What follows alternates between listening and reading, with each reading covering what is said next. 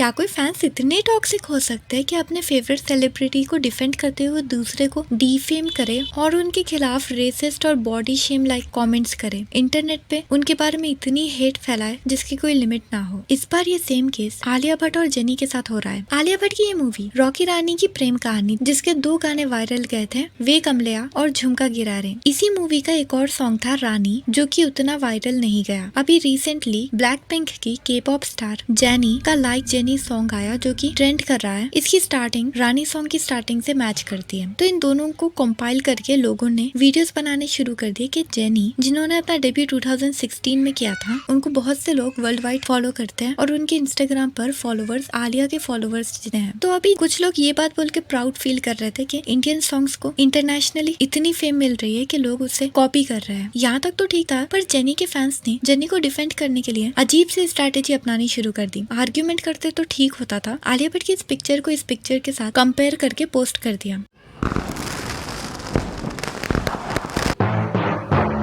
और इस पर आलिया और इंडियंस के बारे में रेसिस्ट और बॉडी शेमिंग टाइप के कमेंट्स किए। ऐसे कई सारे डिफरेंट पोस्ट और रील्स भी बन चुके हैं। इसे फैंस की स्ट्रैटेजी कहो या पीआर, क्योंकि पीआर अपने सेलिब्रिटी की एक्टिविटीज को वायरल करने के लिए या उन्हें डिफेंड करने के लिए या उनके राइवल्स को डीफेम करने के लिए ऐसी स्ट्रैटेजीज अपनाते हैं और फैंस भेड़ बकरियों की तरह इन्हें फॉलो करने लग जाते हैं। कुछ फैंस तो लिमिट क्रॉस करके डीफेम करने लग जाते हैं। इससे पीआर को तो पैसे ही मिलते हैं, लेकिन फैंस को इस पता नहीं क्या मिलता है। अब लोगों के अकॉर्डिंग लाइक जेनी सॉन्ग के बीट्स और रिथम रानी सॉन्ग के बीट्स और रिथम से मैच करते हैं। उस हिसाब से तो मैं भी ये कह सकती हूँ कि केजीएफ के द मॉन्स्टर सॉन्ग के स्टार्टिंग के बीट्स और रिथम आलिया के रानी सॉन्ग से मैच करते हैं। लेकिन कॉपी और इंस्पिरेशन में फर्क होता है। यहाँ तक कि जब ये कंट्रोवर्सी हद से ज्यादा बढ़ रही थी तो रानी सॉन्ग के कंपोजर ने खुद आकर कहा कि जेनी के सॉन्ग के माइनर पार्ट्स मैच कर रहे हैं। इसका मतलब ये नहीं कि ये कॉपी हो, और इन्होंने जेनी को वेल विशेस भी दिए थे। लेकिन जेनी के फैंस के पास इतना भी कॉमन सेंस नहीं है कि जेनी एक के-पॉप स्टार है और आलिया भट्ट सिर्फ एक एक्ट्रेस। यहाँ पर कंपोजर, राइटर, सिंगर, एक्टर ये सब अलग अलग हो।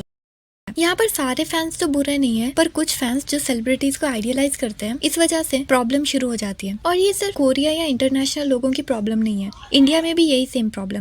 नागा चैतन्य और सोबिता की शादी के बाद समांता के फैंस ने सोबिता को टारगेट करना शुरू कर दिया था। उनके खिलाफ इंटरनेट पे बहुत हेट फैल रही थी। कुछ लोग ऐसा भी कह रहे थे कि नाग को नागिन मिल गई, और ऐसा भी बोलते थे कि सोबिता समांता की तरह दिखने की ट्राई कर रही है, उसी की तरह बिहेव करने की कोशिश कर रही है और उसी की कॉपी कर रही है और ऑडियंस की अटेंशन ग्रैब कर रही है। ये सब इतना आगे बढ़ गया कि नागा ने खुद फैंस के इस बिहेवियर पर सोबिता को डिफेंड करते हुए एक स्टेटमेंट दिया। You can pause this video and read. समांता और नागा का डाइवोर्स म्यूचुअल अंडरस्टैंडिंग भी हुआ था और सोबिता और इनकी मैरिज अरेंज है। तो इसमें सोबिता की क्या गलती? अनन्या के केस में भी जेनी के फैंस ने कुछ ऐसे ही कहा था जब अनन्या ने ये ड्रेस पहनी, जो कि सेम टू सेम कुछ समय पहले जेनी ने भी पहनी थी। इसको लेकर लोग बोल रहे थे कि अनन्या ने जेनी की कॉपी की है, जब जेनी ने ये ड्रेस एक्सक्लूसिवली अपने लिए तो नहीं खरीदी थी। तो इसका मतलब कि ये ड्रेस कोई भी खरीद कर पहन सकता है या इसका प्रोमो कर सकते हैं। अब यहाँ पर हाइपोक्रेसी देखिए, जब जेनी के एक सॉन्ग के सिमिलर स्टेप्स और पैटर्न्स बीटीएस से मैच करने लग गया, तो यहाँ पर फैंस कहने लगे कि डायरेक्टर सेम है और ये कोइंसिडेंस भी हो सकता है।